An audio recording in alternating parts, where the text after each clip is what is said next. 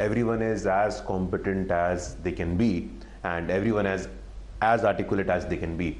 Today is a very important day, a very significant day. The Prime Minister will address the party workers, the nation from the party office itself, and we are eagerly looking forward to it. And like you said, that Prime Minister's birthday, which the whole party will be celebrating as a Seva Pakhwada, Seva Fortnight campaign, in which we are going to make Ayushman cards, in which we are going to do Booth Sashakti-karan and so on and so forth. So definitely the fortnight, the upcoming 15 days is going to be a very eventful, a very important week for the party workers across the country. But we also need to understand, because I was listening to some of the observations of the leaders from the opposition about the I.N.D.I.A alliance and what actually is cooking at Mr. Sharad Pawar's residence. It is actually so confusing, because I'm live from Patna today, and a leader from Patna, a leader from Bihar, Mr. Nitish Kumar, is pitching to be, aspiring to be the Prime Minister. It actually is so laughable, because Mr. Nitish Kumar hasn't contested a single election in the last 20 years. He has been a chief minister from the Legislative Council, not the Legislative Assembly. He is a nominated member himself. The political party that Mr. Nitish Kumar represents, the JDU, is the third number party in Bihar.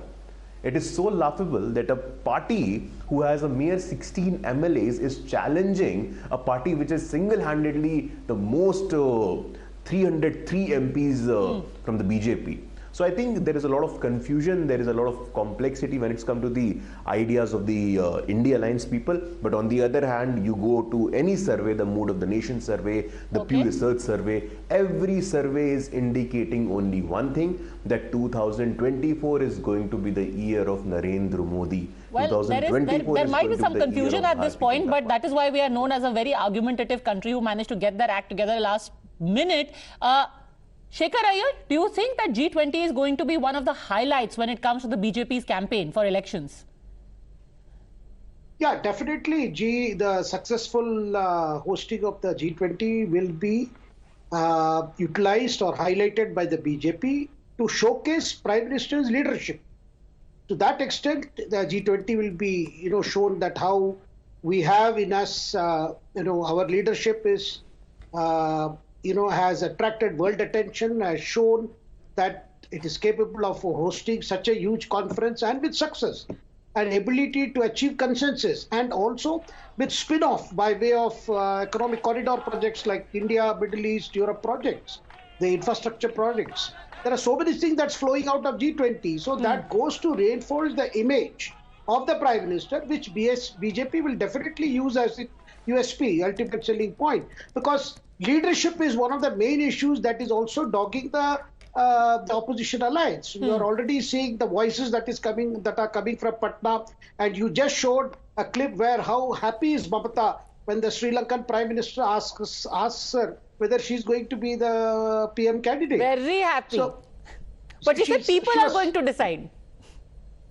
No, that's a standard reply. That's an automated reply. But you know that she's happy that somebody like the Sri Lankan Prime Minister is at least thinking that she could also be one of the faces. I wonder. I wonder what prompted the Sri Lankan head of state to even ask that question on a visit like this. That in itself was a very interesting aside. Vivek Bansal, and we're just learning that the Congress has tweeted in a while from now. They are obviously going to have, they're going to be addressing the media about what is the outcome, what has been achieved through the first coordination meeting. Now, remember, this is very, very significant. Let me take you through the chronology, as it is said. The 14-member coordination committee was formed in the Mumbai meeting. What has happened since then? The senior-most leader there is Sharad Pawar.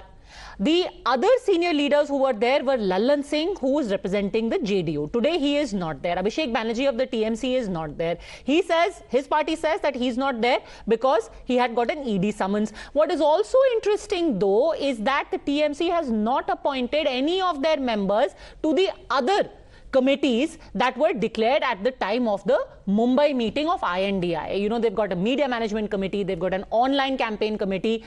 TMC, who's the member of those committees, those names have not been decided just as yet. And then you've got these two names being floated. We've got the name of Mamata Banerjee, of Nitish Kumar, and even of Rahul Gandhi. Mr. Vivek Bansal is being floated at possible Prime Minister. Some even say Mallikarjun Kharge. Ek anar, 100 bimar. this is speculation, and definitely, you see, when there is an alliance and when there are potential leaders who can be, who can take the, who can anoint the seat of the Prime Minister, there are going to be speculation, and there are going to be their party people who would definitely name them as the probable Prime Minister. So there is nothing very improbable about it. This is bound to be there. But let me tell you that definitely, as I earlier also in one of the debates I had mentioned that the road is very, very difficult, but it would be traversed. Definitely, all these nitty-gritties would be sorted out with the passage of time.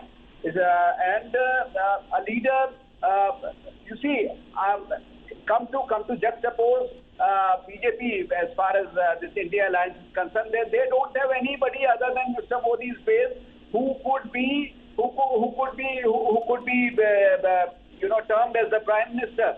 So this is the richness of the of this India alliance, that we have so many probable names who could be mentioned as the probable Prime Minister. But as far as it's doomsday predictors who are saying that there is these things are not going to be sorted out, there is going to be infighting and all these things. But what do you make of the felicitation ceremony happening at the BJP office? Everyone seems to be quite, chuffed with the outcomes, almost as if, they are going to now go out to the people, tell them that, look, we managed the impossible, Mr. Bansal. The N.D.A, they have to come together, they have to coalesce together and then fight those forces, these forces who want to somehow thwart the constitution, thwart the government. Okay, in fact, that's what the Congress is also saying, that हमने संपन्न की है ये meeting and we are going to save democracy together. Guru Prakash wants to respond, then I'll